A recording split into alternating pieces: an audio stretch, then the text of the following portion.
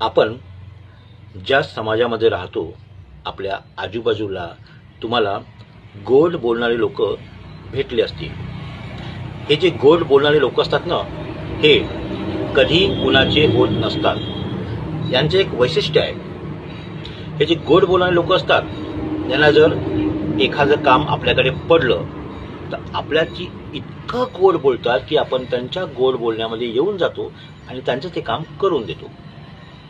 आणि एकदा का त्यांचं ते काम निघालं तर ते आपल्याकडे पलटून सुद्धा पाहत नाही. 9-2-11. याचं पुन्हा एक वैशिष्ट्य आहे. हे तुमच्या तोंडावर तुमची इतकी स्तुती करतील आणि तुमच्या पाठीमागे निंदा. गोड बोलणारे लोक यांना कधी एखादी वस्तू उधार दिली किंवा आपण त्यांना पैसे उधार दिले तर ते कधी आपल्याला परत करत नाही. ते आपल्याला भेटतील, आपल्याशी गोड बोलतील, पण पैसे परत करणार नाही. आणि पैसे जर आपण त्यांना विचारले तर ते काय म्हणतात, मी गाव सोडून चाललो का, मी तुझे पैसे का खाणार आहो का, मी जिवंत आहो ना, देईन ना तुझे पैसे जिवंत राहील तेव्हा. ही त्यांची बोलीभाषा असते. ते तुम्हाला पैसे तर कधी परत करणार नाही.